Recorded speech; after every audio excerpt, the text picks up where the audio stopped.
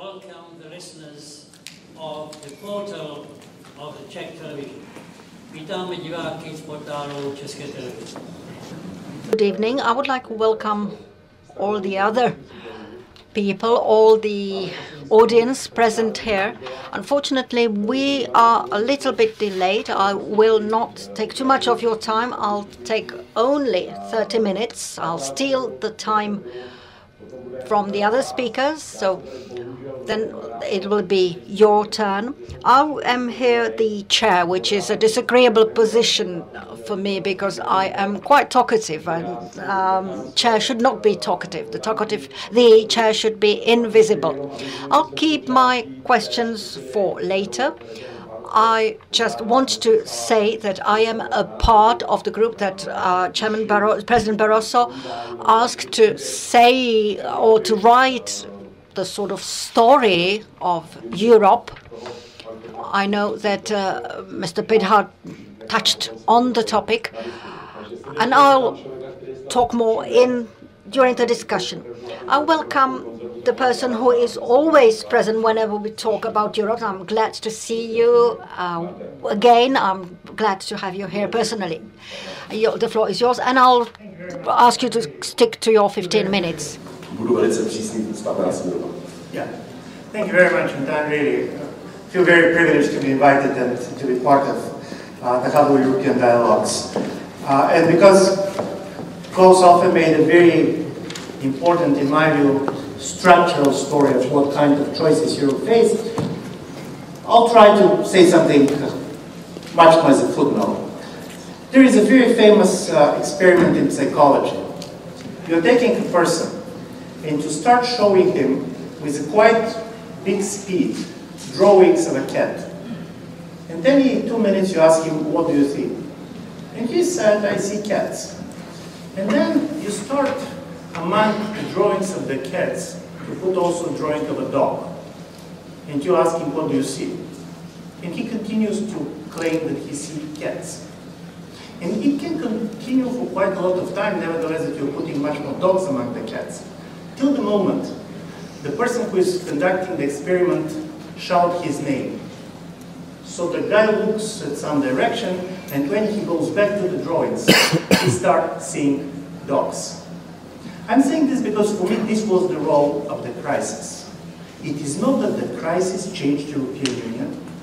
The crisis basically allowed us to see the dogs that we had not been seeing before, and we were sure that we were seeing only cats. From this point of view, my first argument is that in a certain way, the European Union, as we knew it, did not exist even before the crisis. What is new is that we know this, and this changed the way of discussion. And very briefly, why it does not exist. Because the four things that kept European Union together are not here anymore. First, and Klaus Hofer very much referred to this, was a very special experience. The shared memories of the World War II. Tony Judd called his book on Europe the post-war, because it was the post-war experience that was different. There were people fighting on different sides, but they had been sharing a war. Recently in Germany there was a survey asking the German students, 15, 16 years old, about the human rights, how well they have been protected during the different regimes starting from the 1930s. And 1/3 of the German students believe that human rights have been as well protected under Hitler and during the GDR as they are now. Does it mean that Germans are nostalgic for Hitler? No. Simply for this generation, Hitler is as ancient history as Rome.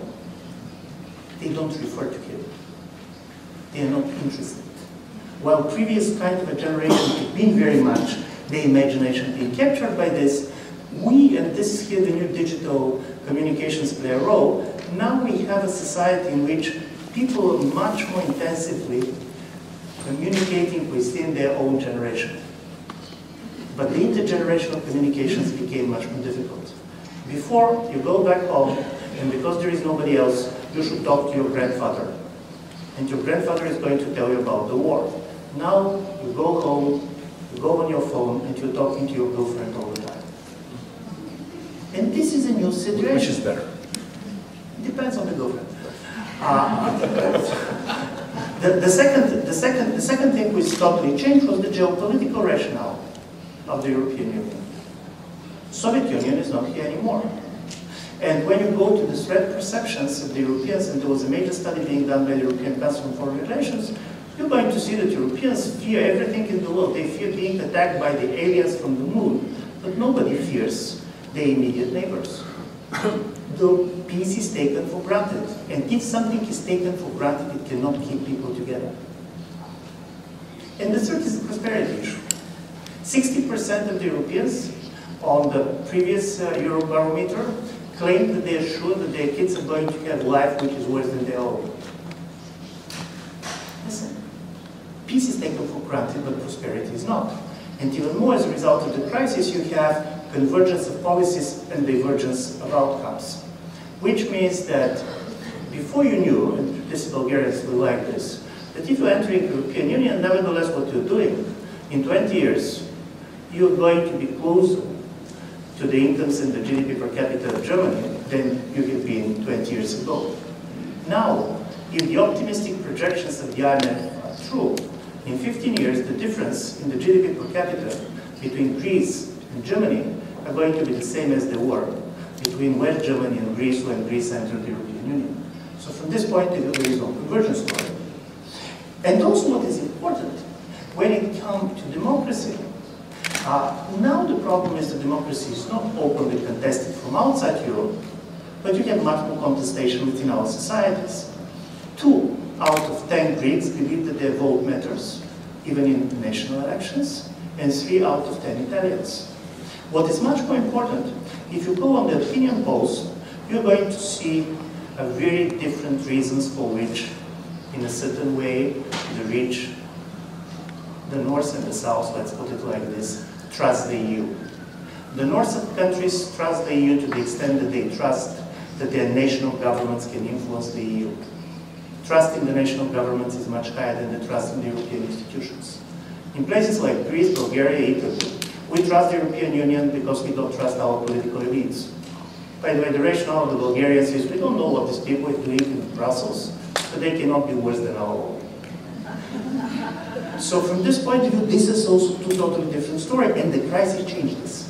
Now, Bulgarians trust Brussels less, but also some of the northern countries trust Brussels less because they don't believe that their own government can influence enough. So saying all this and giving this picture, then people said, if it's not the EU, how are we going to reinvent the EU? And here you have a whole industry. Institutional designs, normative visions, there's some interesting and some very uninteresting visions how the EU is going to look like.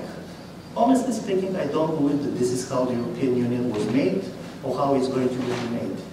European Union was made as a response to crisis. And this is going to be much more our response to crisis, economic, political, and others, that are going to shape how the Union is going to look in the next 5, 10, or 15 years. So probably it's not going to look, because the other story is, I don't believe that the European Union can be easily taken for granted. I'm always saying this, I'm not a specialist on integration. I know how things disintegrate. This is what I have been studying. I know how Soviet Union collapsed, how Yugoslavia collapsed, and I know something important.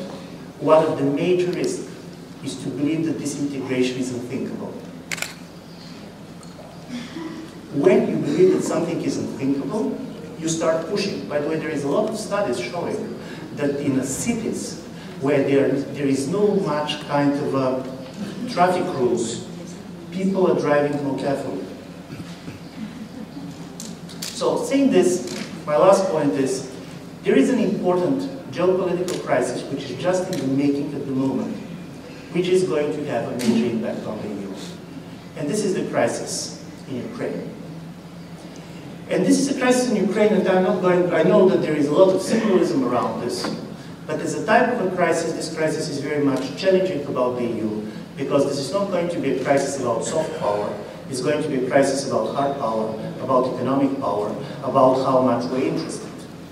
And in order to give you my perspective to what extent the Ukraine can be as important as the disintegration of Yugoslavia was some 20 years ago, I want in 2 minutes to give you my kind of a view how the crisis came up.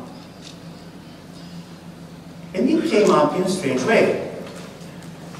European Union never believed that Eastern Partnership was really something very serious and big. We knew that it was not about integrating Ukraine in the European Union. As a result of it, we didn't expect Russia to react too much. Because for us it was a way of engagement, but we didn't see much transformative power. This was the way to be engaged, but not involved. Russians didn't react for different reasons. They were promised by some of their friends in the member states that if Tymoshenko is going to be in prison, the European Union is not going to sign.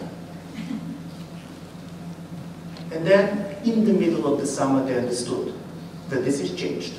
That Germany decided to push for signing even with Tymoshenko being in the prison. And then there was a major push, all these trade blockades and basically pressure on Ukraine, which ended up with Mr. Yanukovych not signing.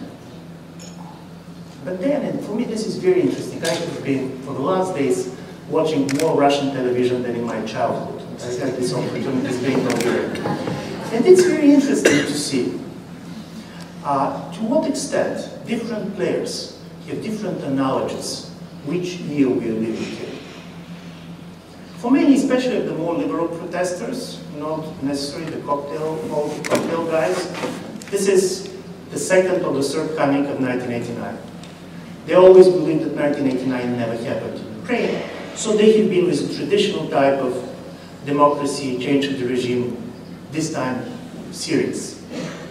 The Russians, in the beginning, they have been talking as if this is 1993, when Mr. Yeltsin basically destroyed the parliament. They said it's two clans of powers, one has the army on its hand, we cannot understand why Mr. Yanukovych is not using the army. Then, for the last 48 hours, the Russian machine, media machine, talks only about Yugoslavia, the country which is going to be destroyed.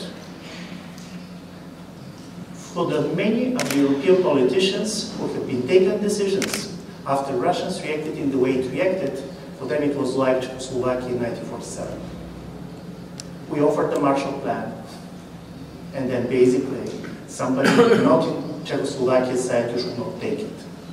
And it's a major geopolitical rivalry.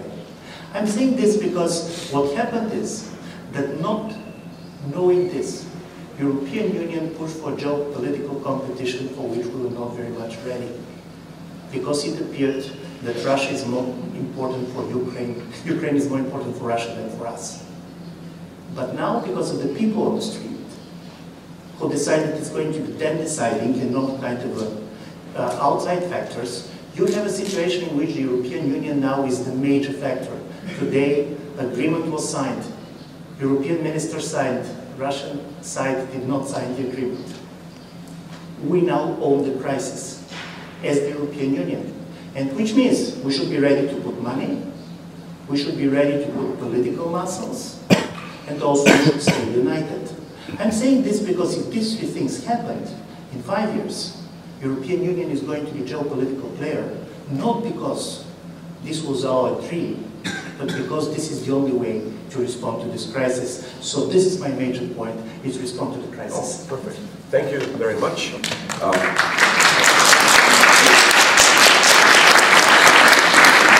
So I would now like to give the word to our foremost representatives with 10 minutes. It will be in Czech for honorary reasons, and then we're looking forward for your intervention.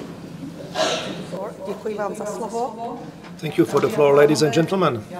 I'm very glad to be here. And all of these presentations are an enrichment for me. And when I got up in the morning, I was thinking about what I'm going to say. And my husband told me, let's listen to the news. They are talking about the Ukraine.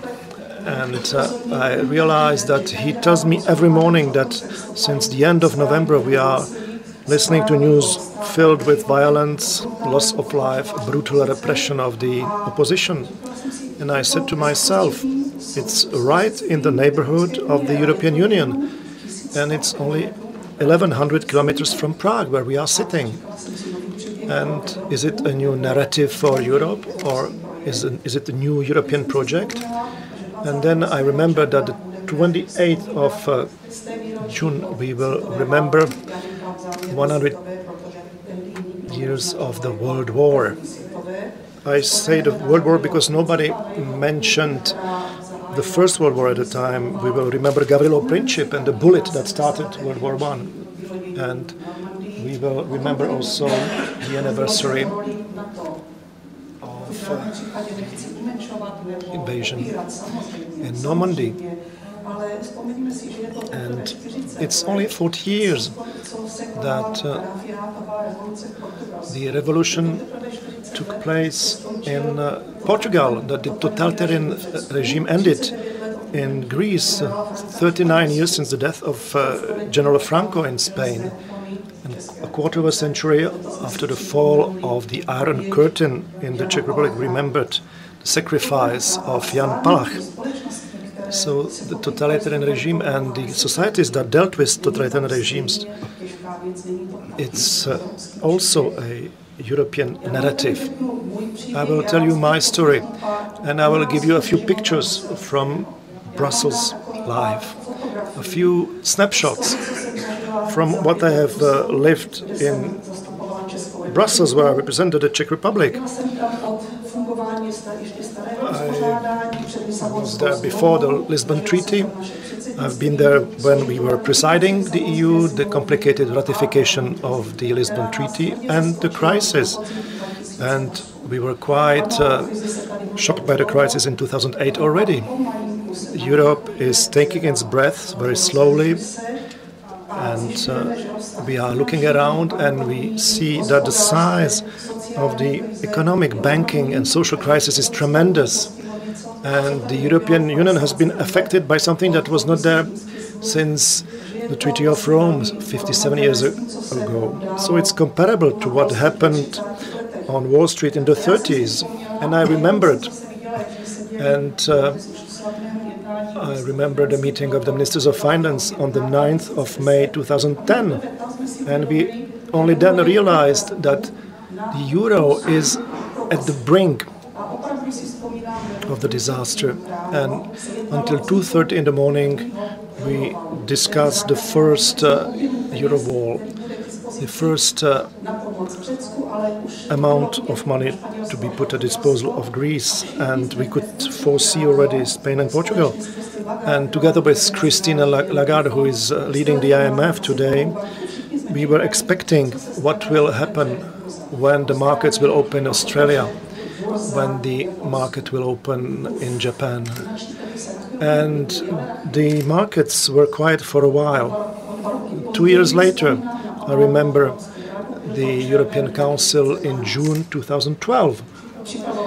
We were preparing new documents, we were drafting, and we were thinking whether we are going to provide directly means to Italy.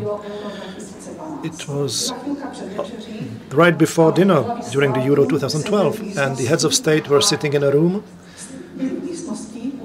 and they left to a room with a TV set.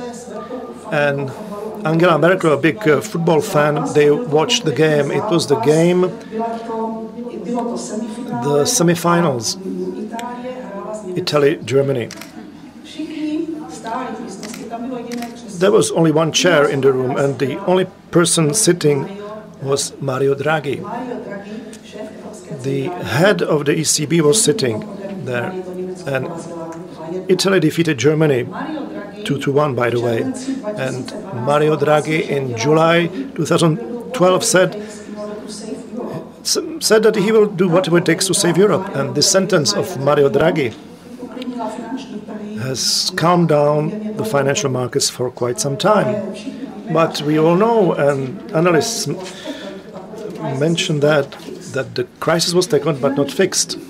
And the financial institutions are stronger after the crisis, and I don't want to burden you by the institutions who are to overlook the whole array of financial services. Very strict sanctions were adopted, and automatic sanctions, in fact, are in play. And the transfer of tremendous means to the banks is ending. This is quite clear. But the impact on the economy of the European countries is tremendous. In Greece, the GDP decreased by 25%. In Argentina, in 2002, the losses represented 12% of the GDP. The crisis always means a frustration, negative feelings, and I can quote the social psychologist Gustave Le Bon from France. He was a great expert on mass psychology, and he said that nations are always easily controlled by negative emotions. It's much easier to control nations in such a way rather than presenting sensible things to nations. And the impact of the crisis is bigger than we can imagine sometimes. And young Spaniards, half of them are unemployed. Young Greeks, 50% as well of them are unemployed. We mentioned them already. Young Portuguese who are 30% unemployed and cannot find a job. They could discuss it at length. And it's no longer valid what our parents used to say: if you study well, you will be employed during all your life. This is no longer true. It's true that we have a free movement of person, we have mobility, but it is also true that on Spaniards and Portuguese who are looking for a job in Sweden or Germany, or our friends from Bulgaria and Romania are coming to Britain, sometimes you look at them a little bit like at the Polish plumber in France. It remains true that taking decisions in the crisis was hectic and tense, but I agree with what Professor Offe said, and it was confirmed by José Manuel Barroso, who is no longer a candidate, and who can dare to be open and frank. The day before last, when meeting with analysts, he said that the crisis was dramatic, but he has never seen that someone of the heads of state would say, even between four eyes, let's end the Euro project, let's finish the Eurozone, or let's get rid of one of the states. And again, I have to confirm what Professor Offe said. And he mentioned 153 exchange rates.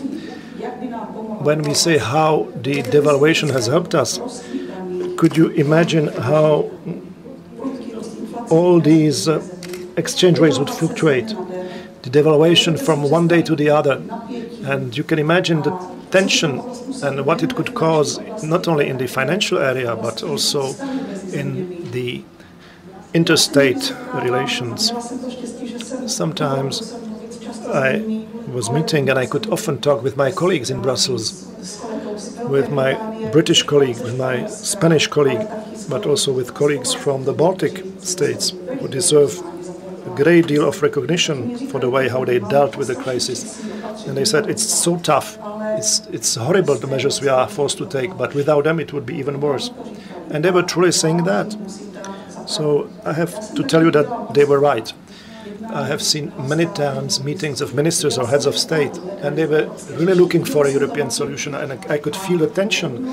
But suddenly the meeting was over, and they were leaving to the press center for a press conference and said, this time we really managed to beat Brussels. And not all of them could be so frank as Jean-Claude Juncker, the former Prime Minister of Luxembourg, who was saying, you know, we know well what should be done, but what should be done so we can get elected again?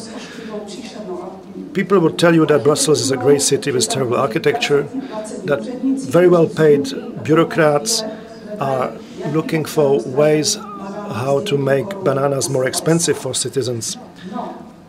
Well, and business people think sometimes that they are really trying to make life difficult, but they are responsible for their employees, for their business, for their work. But sometimes you get engulfed by Brussels, by its strange charm, and by the fact that it's really a melting pot of not only European culture. And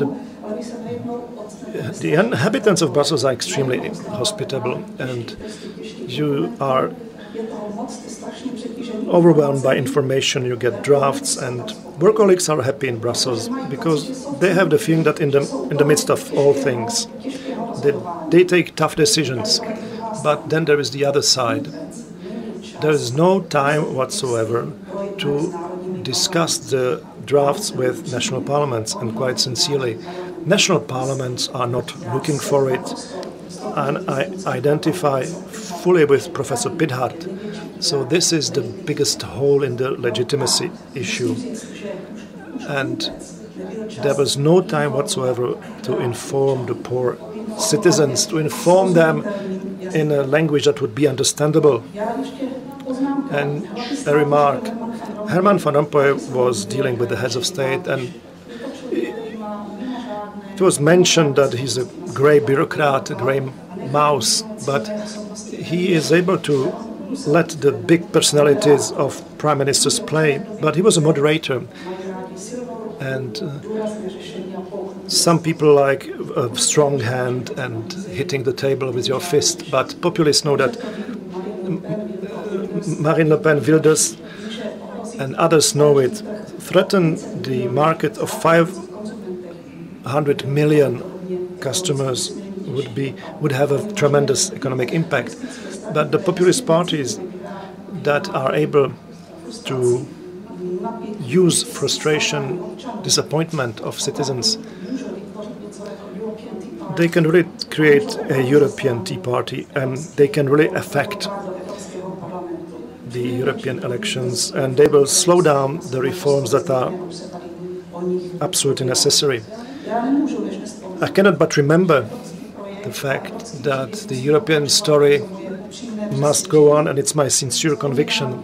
And I remember how in the 50s the community that was supposed to control coal, nuclear energy and steel was created, so we would not have fraternicides and genocides. And I like to remember the situation when Václav Havel had a beautiful speech in the European Parliament at the occasion of the 20th anniversary of the fall of the Iron Curtain, and he said that the European integration, thanks to which the majority of our continent lives for such a long time in peace, is truly a unique attempt for a democratic group of states. And we have said that nothing is guaranteed, and it will cost us an everyday work of the civic society, of business people, but the story must go on. Europe is a beautiful place to live in, and we should be conscious of that. Thanks a lot.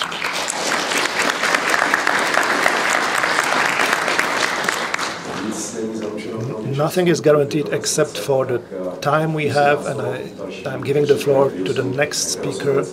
I'm very much looking forward to what you say.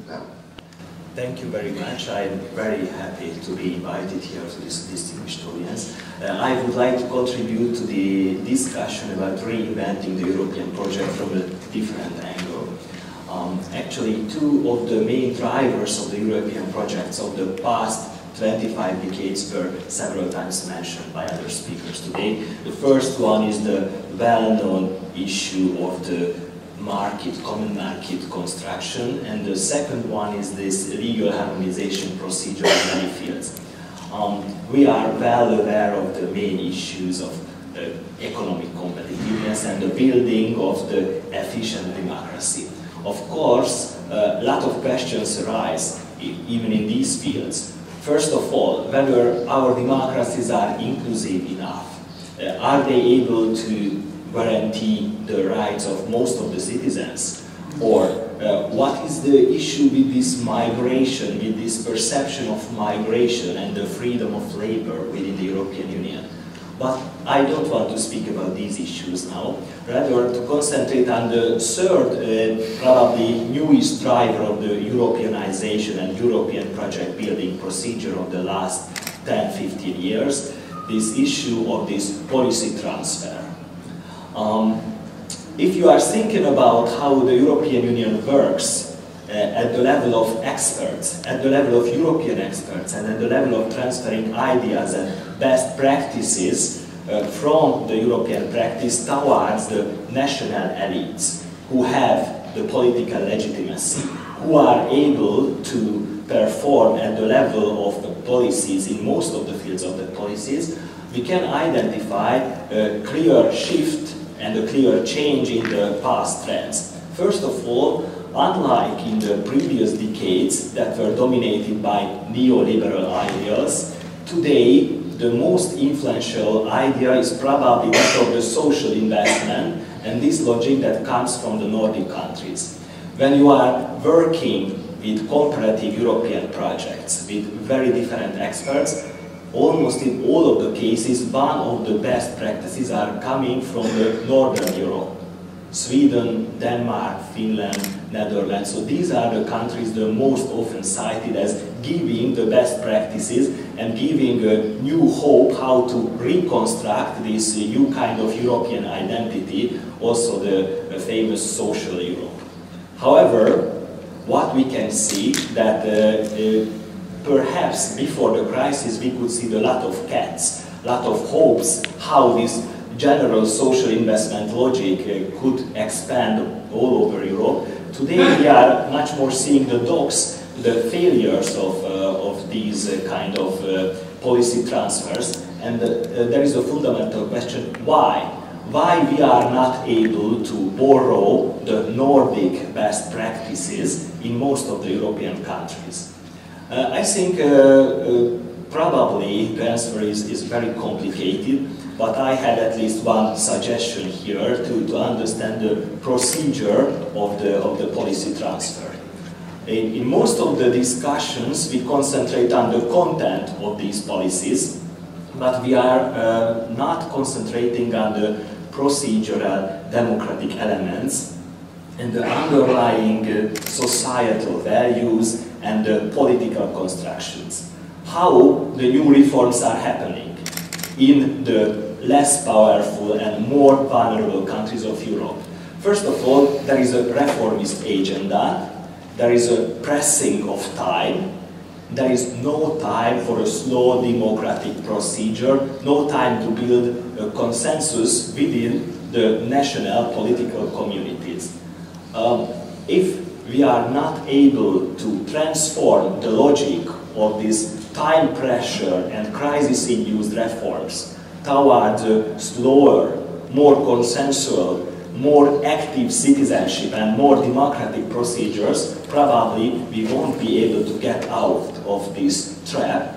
So my suggestion briefly would be to include the participatory active citizenship in this policy transfer procedure, and very probably it means that we should be much more patient with the convergence, with the hopes of reuniting Europe from the point of view of economic development, because we have to focus much more on the democratic procedures and the procedural context of the policy transfers.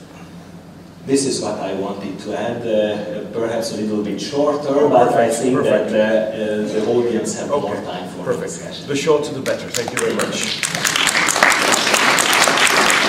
Okay, because a rumor has reached my dreary ears that there's not been too much room for the audience, I would like to do something non-standard, and that is to give the word first to you, and then you can react to each other, and but after the audience. So if I can ask the ushers, or the holders of the power, which will be the microphone.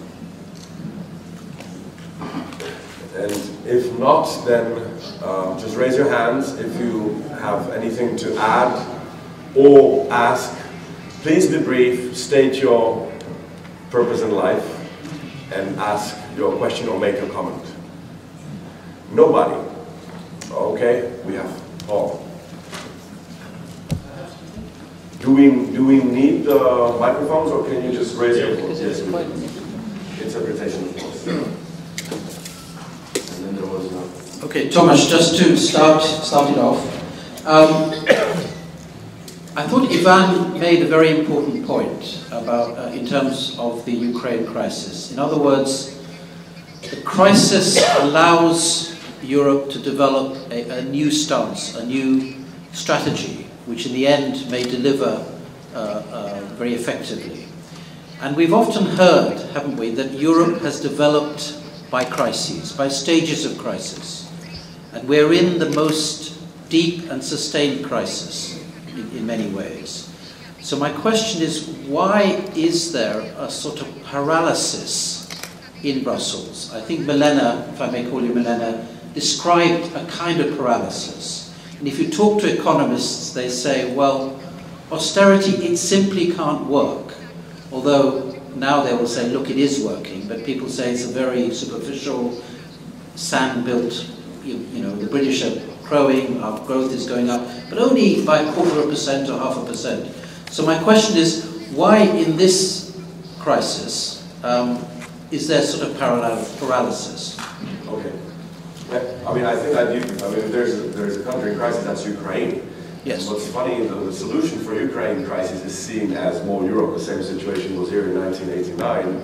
We viewed as a solution to our dismal situation very integration into Europe. So if I may add that, and then we have another from a lady here, and then Mr. Jandowski.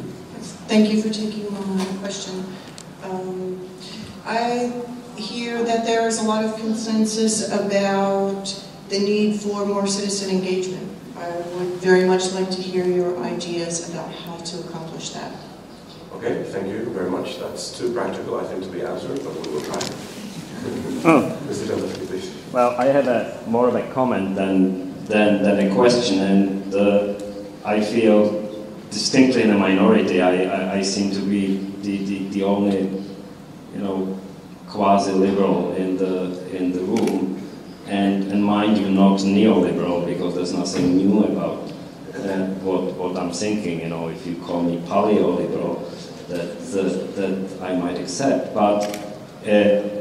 I've been concerned about from the first keynote speech of Peter Pithard on about you know, some of the recipes that have been proposed here, and the first that raised my flag was the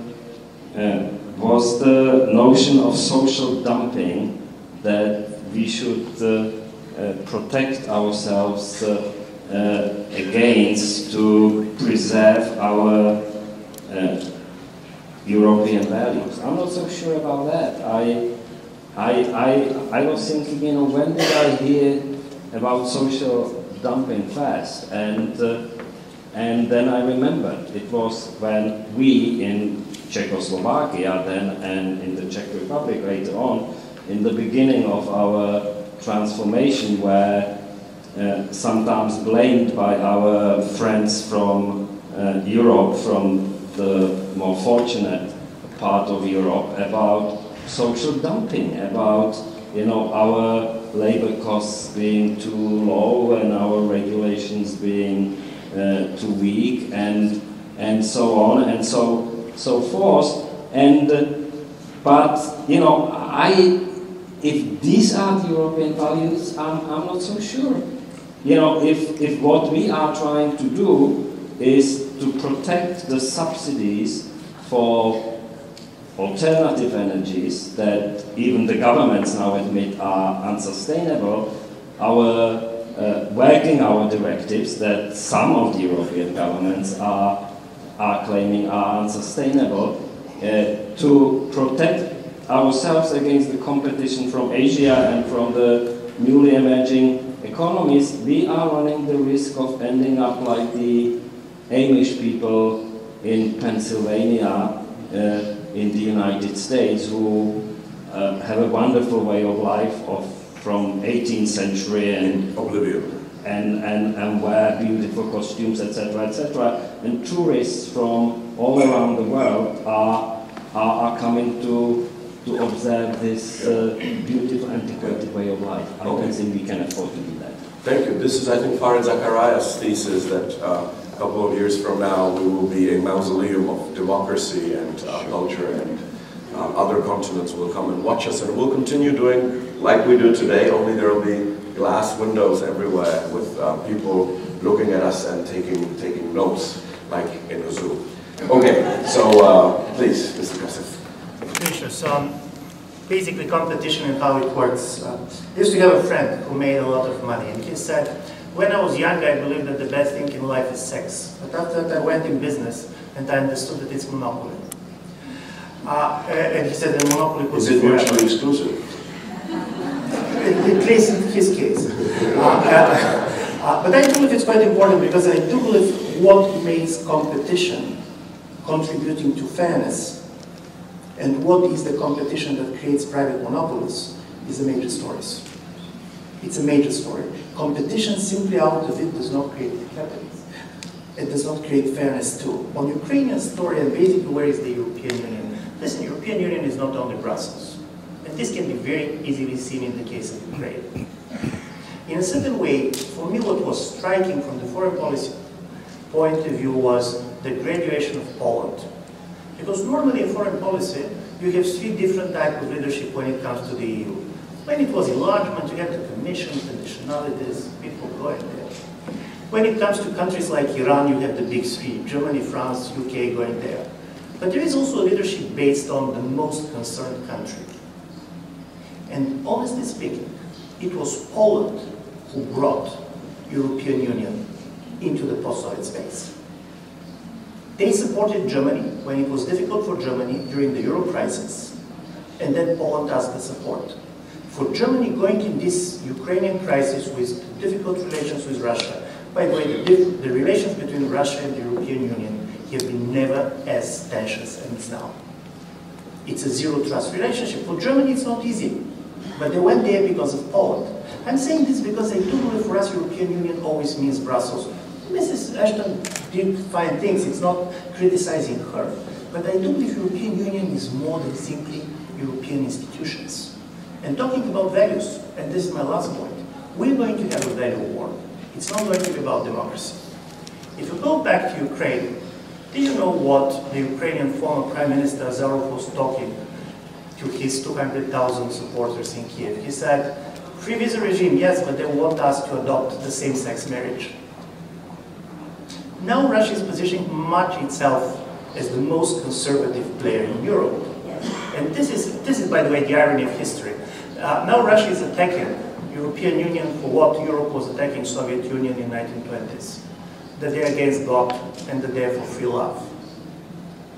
The idea of gay Europa is now the major ideological fight which basically Mr. Putin is fighting against Europe. It's not about institutions, it's not about markets. And I'm saying this because if you go on the value survey, you're going to see that sexual divide is the most important divide in the world. About women's rights, about basically liberalized sexism and so on. So we're going to be in a value world very different than the one that we know from 1990s. And this is going to be very interesting because basically it's going to be about not liberal Europe, but about decadent Europe. And how we're going to talk about this, I don't know if it's going to be amazing. So enjoy it while it lasts. I will come back to the divergence of opinions towards Ukraine. I'm sorry, I have to start with a small portion of theory. There is, in fact, no common foreign policy, even if it was founded not already. even in Czech Republic. Exactly. It was founded already in 1993 by the Maastricht Treaty. But in fact, there is only one part of foreign issues that are already acceptable to member states and where the competencies were really transferred to European Union. It's foreign trade and also development aid. But the real foreign policy is really still very, very diverse. There is still the rule of unanimity. That means that the ministers of foreign affairs sit and sit and sit until they find a common solution, common position. And the real melting pot was so-called Gimli, that means meeting of ministers of foreign affairs, informal meeting, and it was under the closed door. And this was a real melting pot. But there is also the rule of unanimity. There is also one possibility that if one country has serious problems, it can take constructive abstention. This instrument was used only once. It was the case of Kosovo, where Cyprus abstained, but it did not harm the unanimity. But never ever this instrument was used. But in fact, the foreign policy is that diverse, and I can't agree on pushing to create European foreign policy. It's not right, and we really need more time.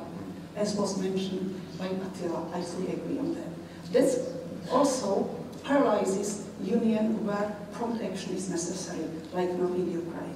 I'm sorry, but that's the reality. So to be a little nasty, is it fair to say that in the long run, Europe makes sense, but unfortunately, in the long run, we're all dead? I'm sorry, but it really takes time. If we have Catherine Ashton, is the first we step. have this time? It would cause more adverse reaction, and it would harm the project. Okay. Would you like to react? Yes, I would like to react to the issue of this active citizenship and engagement of the citizens.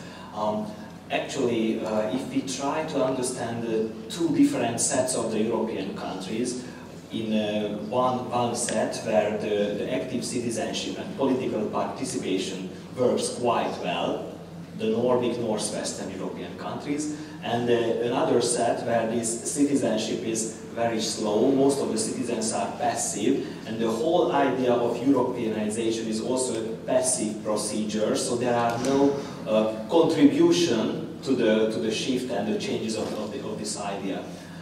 How to increase the political participation in the second set of the countries, I think this is the major question. First of all, probably a lot of diverse methods are necessary. First of all, a much stronger engagement of women.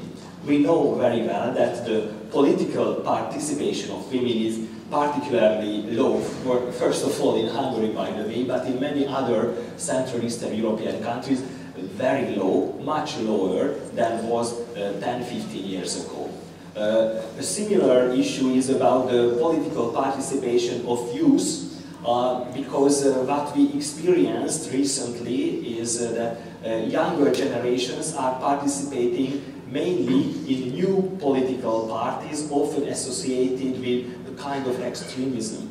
So, but in the moderate level, established political parties, the participation of youth is equally low. So what to do? I think this is also our task, to be much more active, to be much more sensitive about the work of politics and not only the different other type of careers that are very far and depoliticized types of careers. Somehow, I have the impression that this is our work to do, but of course, at the level of regulations, probably positive discrimination, certain quotas for women that was considered to be a very non-liberal kind of solution some years ago, probably these kind of solutions could help as well. Okay, we have two more questions in line. You know, there's many economists wannabe. I'm an economist and I don't want to be. So I'm an economist don't want to be, because I feel that everybody, regardless of its or her profession, is so embedded in economics. You can perfectly see that in the whole construction of the European Union. Even the freedoms that we have, freedoms to travel, freedoms to trade, are actually a subset of a better economy. And if I could react just shortly to the question of why now? I mean, 12 years ago, Germany was the sick man of Europe. Not too long time ago, Great Britain was the sick man of Europe. I mean, now that we're being politically correct, we should also maybe use, but that would sound really weird, sick women of Europe. But, no, I mean, we have to be fair when we want to be politically correct. We should go all the way. Finland, when I remember in the early 90s, after the collapse of Soviet regime, that was the sick man of Europe. I mean, Czech Republic or our Central and Eastern European bloc, we were the sick man of Europe. The only good news about this crisis is we are not the troublemakers. I mean, after a long time, we're not, you know, enthusiastic, but at least the trouble seems to be better to be the troublemaker than being the trouble. Yeah, it is better to be in the clash of interest than the clash of uninterest. Yeah. This to me is extremely curious, and this is why I answer why now? Why are we now so philosophical and so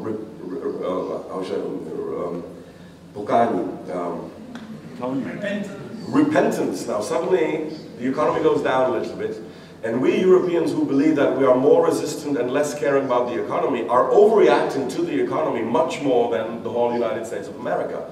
Because in the Great Depression in the 30s, it didn't lead to a civil war in the United States of America, although the crisis started there, and although the crisis was deeper and much more cruel, so to speak, than in Europe. it had to meet the European demons, so to speak, for us to go into sort of a civil war, if I may say so. And the same pattern is reappearing today. Crisis started in the United States of America. In some states it was much deeper than in us, but nobody comes up with the idea that the good solution to sort of fight the crisis is to dismantle the United States of America, or to dismantle this common currency called dollar, or to help California in her pitiful situation by mercifully, you know, kicking her out of the dollar zone or United States of America zone or whatever. The same thing happens in Japan. So to me, this is a perverse reaction. Europe has never been so prosperous as today, and we perversely react to the economic exactly because I think the European idea was built too much, and I'm saying this as an economist, too much on the economic idea. Thus, when the economy goes down a little bit, we question the whole existence of the European Union, which, in my opinion, should have been based on a much broader understanding than just you know, freedoms for the sake of enhancing the economy. It should have been the other way around. Okay, enough of me, and we have a third question. So first, second, third. Well, thank you. I think I started something which I didn't want to say, but I have to react also. Just shortly introduce yourself, please. I'm Jan Komarek and I work at the London School of Economics. So good for you. Yeah. So you said that, well, it's a puzzle that Europeans seem to overreact to the crisis when they are most prosperous in the post-war era. But the question is rather whether the wealth that Europe produces is distributed justly and if it's perceived as such by Europeans. And that's the question, I think. And it also relates to what Michal Žantovský said when he But so wondered... much more you can raise the question for the United States of America, where the scissors are much wider. Yeah, and that also relates to the demons you mentioned, because that Polanyian answer, the great transformation and the economic causes of the Second World War, that's why Europeans are so much overreacting, because they remembered how this social injustice, what kind of consequences it had. And that's also, I think, a reaction to what Michal Žantovský was saying to this word social dumping, social justice, which I'm always, you know, puzzled when I come from London and I hear the words which are used in the Western discourse quite commonly and are still questioned here, like social justice or capitalism, considered as a, you know, Marxian ideologic term rather than as a description of social reality around us. So that, I think, you know, the answer why social justice and the word social is so important, even for us, after 25 years after 1989, that needs to be raised also by Europe, which joined the European Union in 2004 and must not be disregarded. And I don't think we have some unique experiences coming from communism, knowing more about freedoms and things like that. So thank you very much for that comment. We had a lady who already has a mic. No? Oh, please. I can't see because of the light. And do you forget me? I will try. My name is Shoko and I am from Justice International. I would first say I am very thankful to hear fellow speaker, and the honor is mine to be present there. About this spoken, crisis. But nobody accepted some solution. For example, I agree about 100% with Professor this is false opinions. But justice is now born baby. How we, Europe, must create large cooperation, create justice, defense, solidarity, and so on.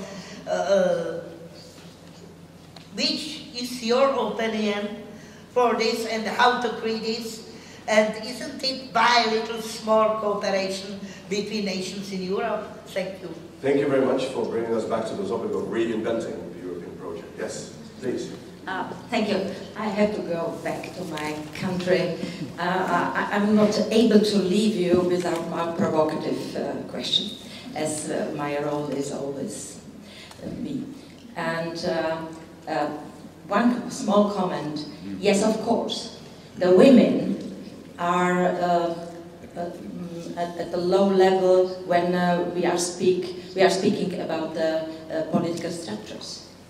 But the women, and especially old women, are patiently going to vote. So, and this is something, it's causing many, many problems. But my question, what was the main factor, especially in 20th century, to change the societies? Wars. European Union as the reaction that we never ever should have wars. So my opinion and my question is, if we are not going to have wars anymore, how we are going to change our societies, how we are going to solve our culture ethic problems quickly and not slowly, as Mrs. Ambassador told us. This is the questions from me. Okay, that's a beautiful question. I mean, if I may rephrase that a little bit, that the system has always been rebooted by wars, and the memory has been somewhat, there's been a singularity in history because of these wars. In the Old Testament, this happened every 49 years. There was a reset of property, and property was returned to the original owners. Now, we've never had that. So maybe that's why this reset is happening in the world of economics, because we've always had wars to do that reset for us. Let's do it the other way around. If you want to react, you have the right of prima answer. Unless you want to pass it on, of course. You don't have to answer. Actually, I don't think that I have some particular reaction. Okay, perfect, but you do. I have only two short comments on the question of social divergence. I fully agree what, again, Professor Offer said, that the scissors are widening in Europe.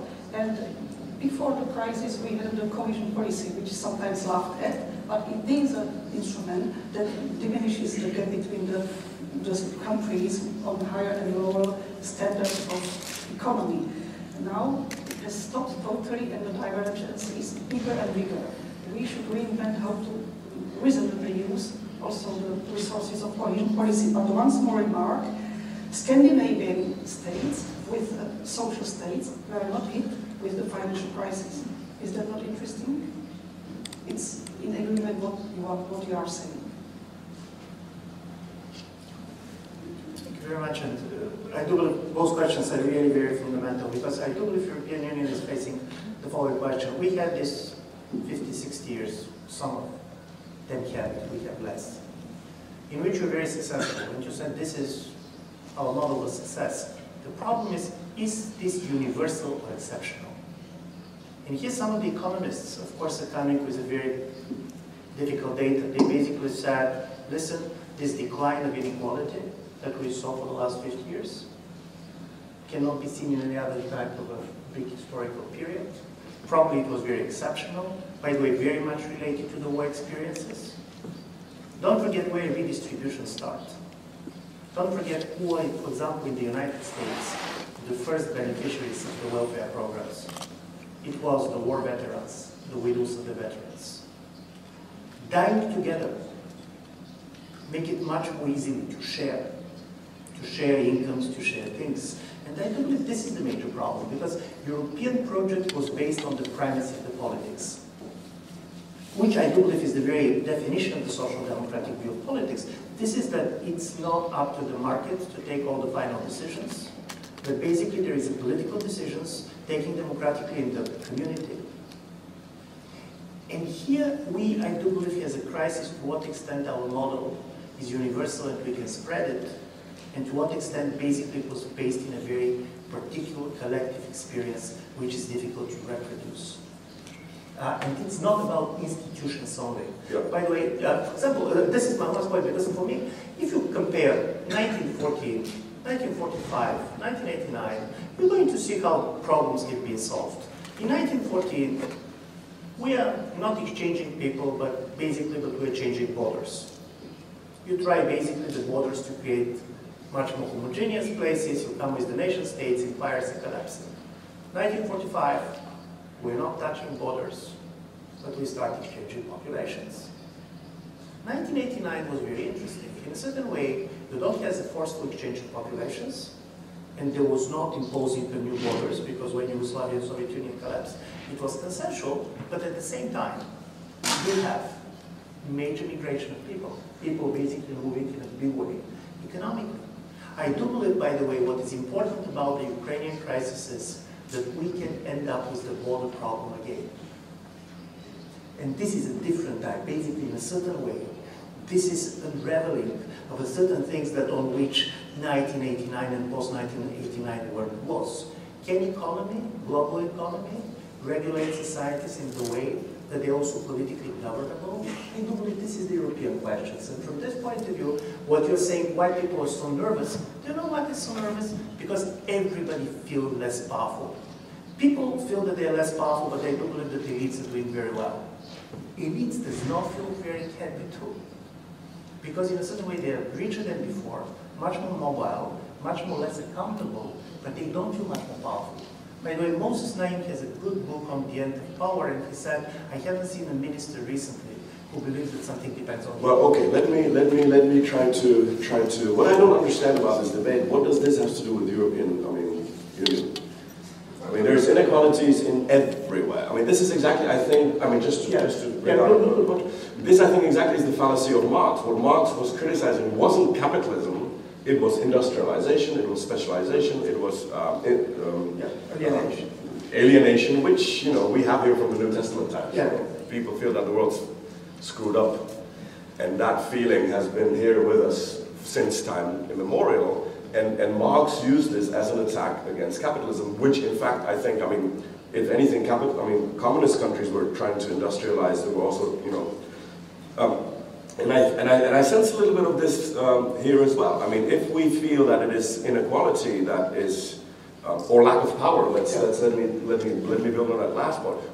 Did Americans feel more powerful when George W. Bush launched almost a single-handed war? Or did they feel less, did they feel castrated in fact? But listen, but this is the major issue, in fact. America is probably for wrong reasons, because we know how social inequality affects political inequalities, but he believes that his vote matters more. And strangely enough, the problem with the European voter is not even that he disagrees with power, he does not know where the power is. Citizen is like a detective, and this is like with the murder in the Orient Express. All 12 gets killed. You go to your government and the government said, it's not me, it's Brussels. You go to Brussels and Brussels said, it's not me, it's the market.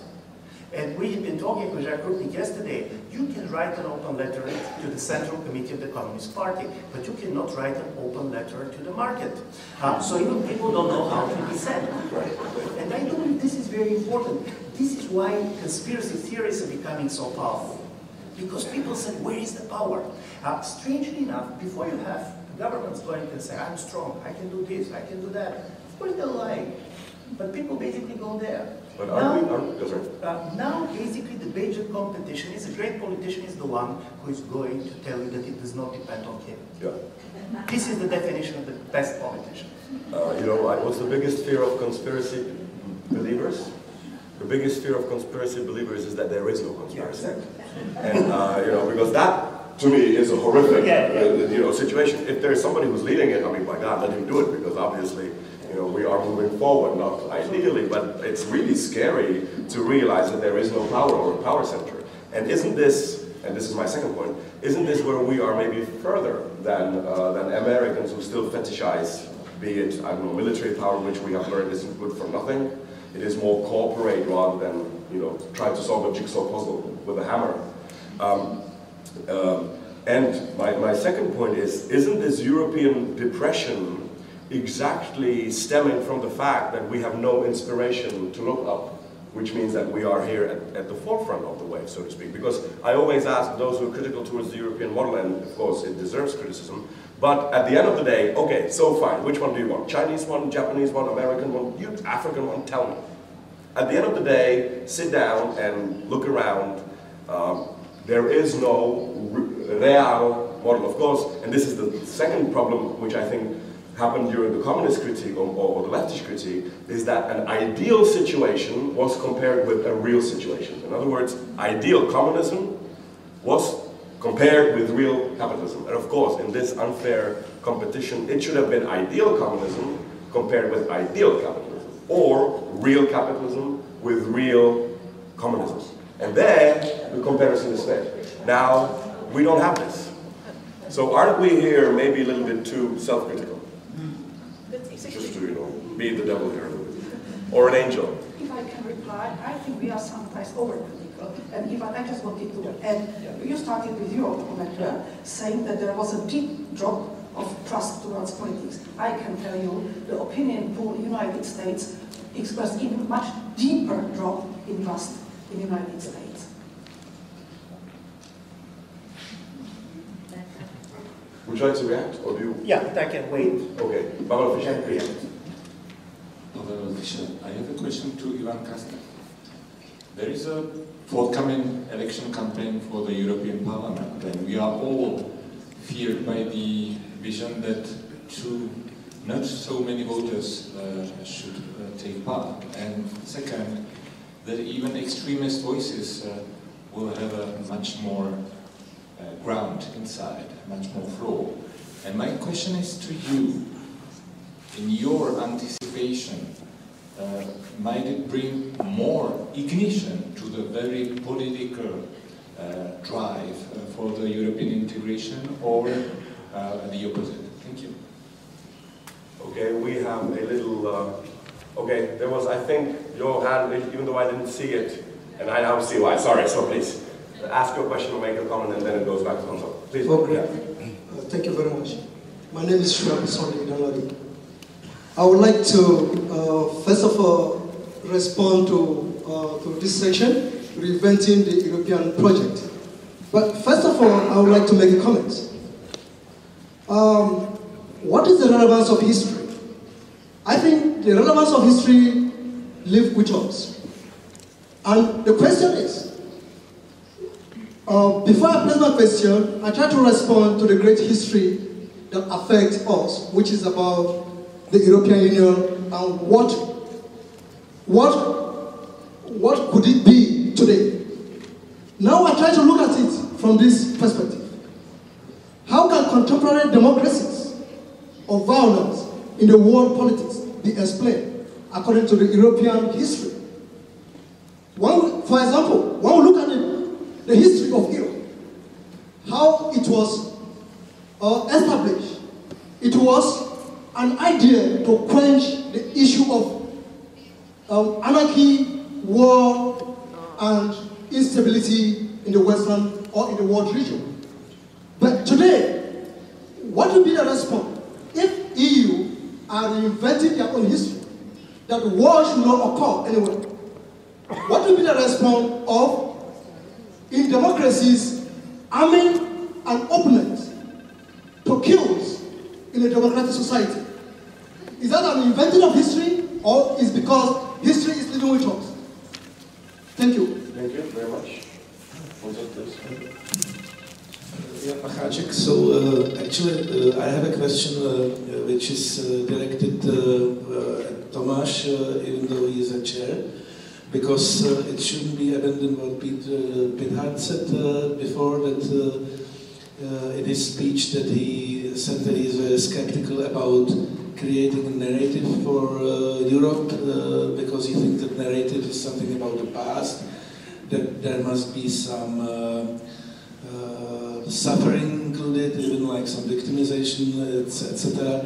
So, and since you yourself are participating in creating a new narrative for Europe, so we would really appreciate at this conference if you could tell us a few sentences and react on what Peter had said. Yes. Thanks. Thank you for that also. So we will always take portions of 3 questions. We still have beautiful 10 minutes, which is actually quite nice.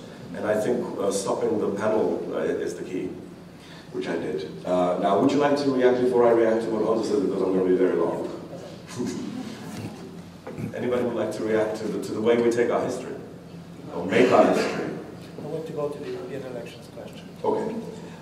And I go, because I do believe it's extremely important. I do believe that if there are parties which are really Europeanizing politics, this is the extreme Eurosceptical party. This is the party for which it's about Europe. For all others, it's national politics. Secondly, because now they're becoming big, it's also becoming serious. Strangely enough, also, I'm coming from a strange country, just to know. For the last 25 years in Bulgaria, no government ever was re-elected. It's easy to resurrect than to be re-elected. And also for the last 12 years, twice, just newly founded parties winning majority in the parliament. First it was the former king, which is easily understandable. Then was the bodyguard of the king, which is also easily understandable. But basically we keep being governed from the left, from the right, from above, from below. Why I'm saying this? Because European Union gives a very strange message to the voters. EU is not going to allow nothing really bad and extreme to happen. So you can use the elections much more in order to punish your elites. Don't be afraid. You can vote for extreme party if you want to send a strong signal. So for people, elections now are simply signaling. They don't believe that something is going to change very much on the policy level. And honestly speaking, these parties are not promising much in a way. They're promising symbolic stuff. Justice, for example, in Bulgaria, the only thing that they're promising is that previous governments are going to be in prison. And this is very important because in a certain way, this is the problem with the elites. You can send, this is the only public system that you cannot escape from. You can send your kids to schools in Britain. You can go to hospitals in Switzerland. But basically, if you're in prison, you should stay there. So you should stay with the people. So from this point of view, I do believe this is a major issue. And for me, the biggest problem is not how much they're going to get, but what is going to be the response of the mainstream parties. Because mainstream parties are playing two games, and two of them, in my view, are stupid. One is to trivialize. Nothing is happening. Some 50% here believes that there should not be freedom of movement. Not a big issue. Or over-dramatizing. The world is collapsing. We're living in the 1930s. Hitler is behind the corner, and so on and so on. Both of these cannot react because both of them are symbolic politics. And I do believe the problem is now not so much policies, but the elites. People have the feeling, by the way, the right feeling, that they do not have control over elites. And this talk about transparency does not buy any trust. This I can give you all this. Listen, this is very funny because what it means transparency. To be honest, the final solution was a very transparent policy of the German government. You can have a very transparent policy, which is also very wrong policy. So from this point of view, you cannot basically stay on the formal way if you want to buy people there. And I do believe this is very important, how to keep not the trust but the loyalty of the voters. Because we have elections which are not producing majorities that stand. You're voting for some people, 3 days later, you behave as if you don't know how they were elected. And this also creates a very negative, and this is my last point, negative selections for politicians. In Bulgaria, it's very difficult to get people to start running for politics because the cost being in politics is very high. Tabloid media, being attacked for being alive. Nobody basically going to defend, and plus, we started to treat politicians like criminals. You all the time basically want them to report in the way you're reporting in the police headquarters. But this type of politics totally based on mistrust to the political class, in my view, is one thing that I'm afraid of, that it is totally changing the way democracy functions. Very short remark, Ivan, on what you said on transparency. Yeah. I really think the European policy is transparent. It is really transparent. You would be surprised, but you can watch the meetings of ministers or the meetings of European Parliament on websites if you are interested. If you're so inclined. I don't think it's the case, but I don't mean we need more transparency, but we need more expressions that are easy to be understood, clarification, explanation, some European making aware of European issues. Really, in fact, there is a big majority of people that don't care because why should they care? It's running not too bad, no problems, so why should a physician care for European Union? And it's difficult, if I don't care, I don't know if there will be any European elections.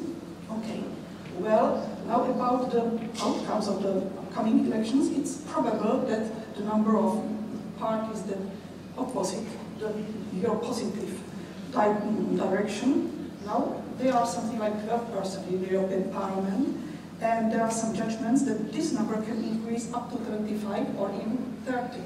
1/3, it's already rather.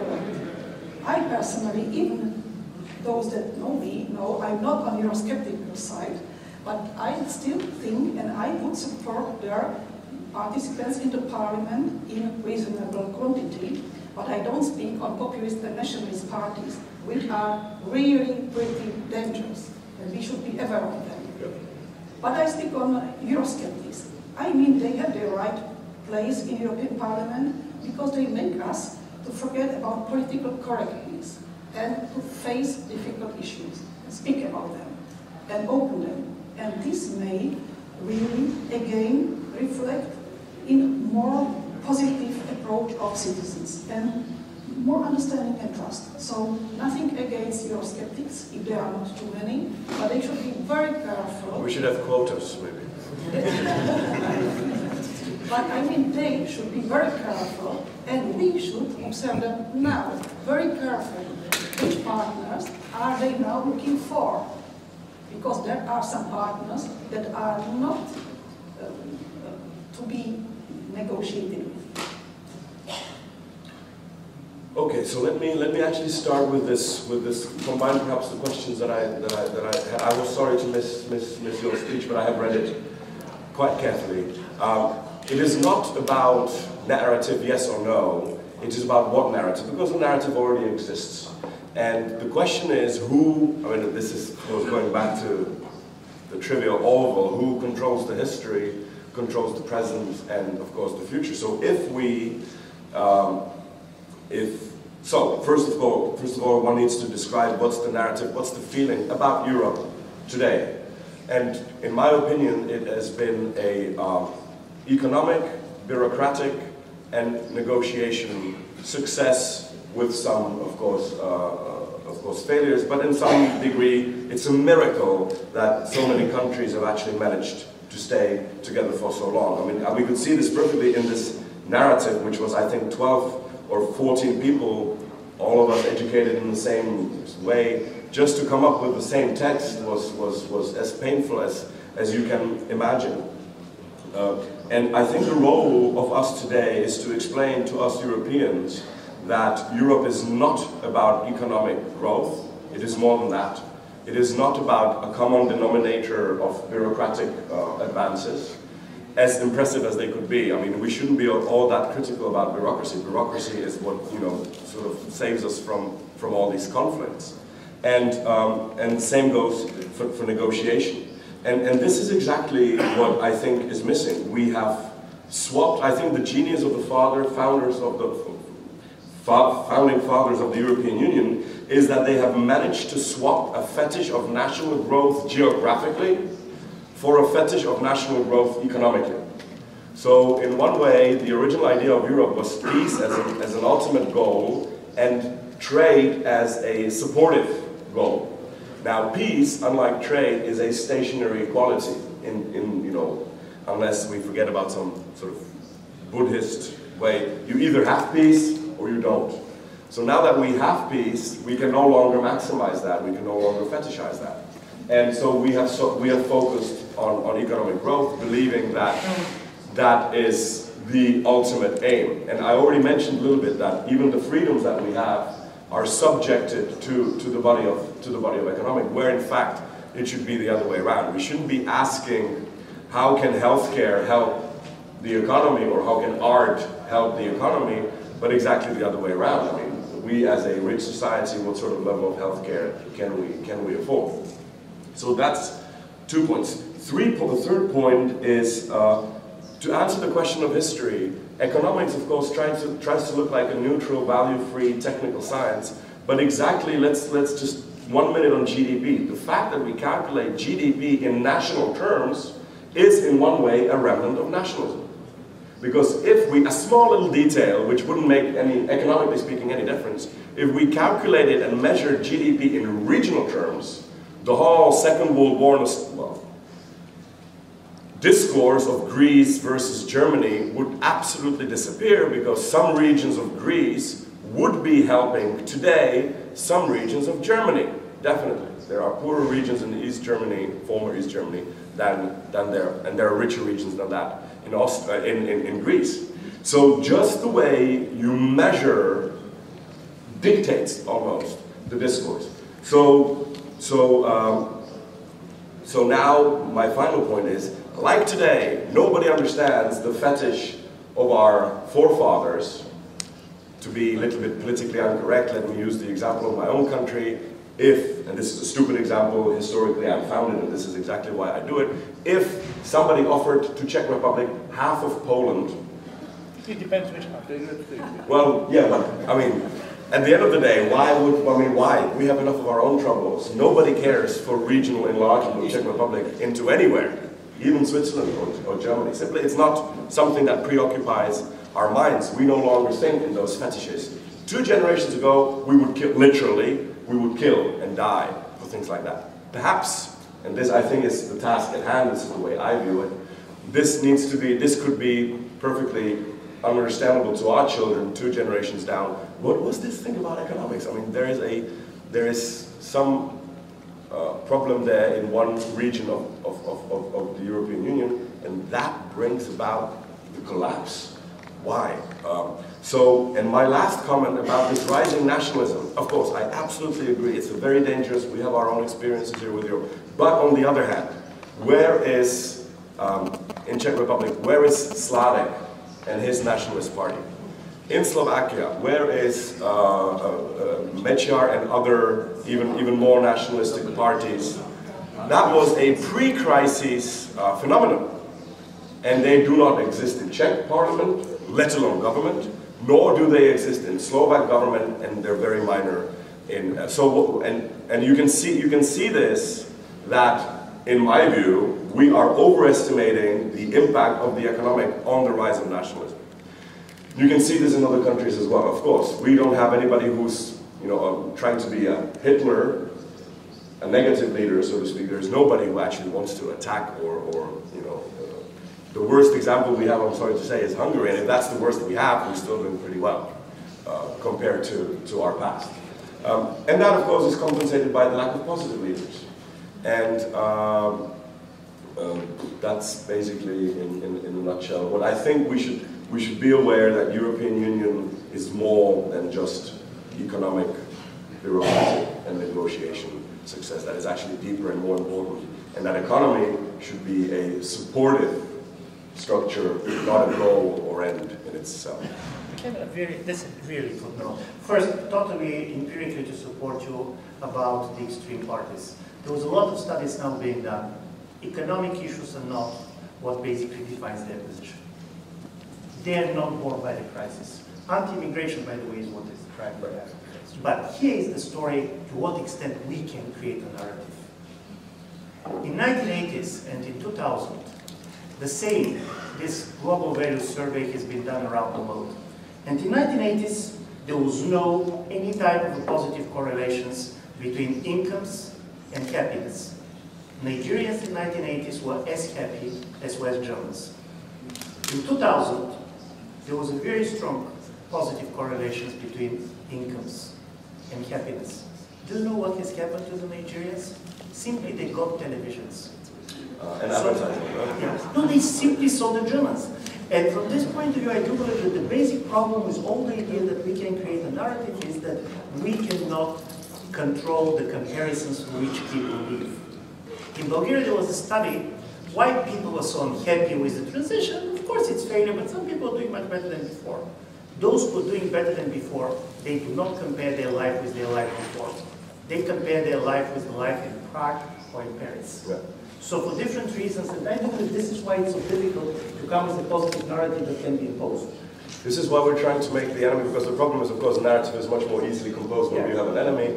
What we are trying to come up with is the enemy is ourself, our past. We have been the ones who've been always violent to each other. Ladies and gentlemen, I had to have the last word, but that's the role of a moderator, and I'm sorry because I'm one and nobody else. So we only took 3 more minutes that we were allowed. I hope nobody got bored, which I think I can judge by the fact that majority stayed and some people clapped. Thank you very much.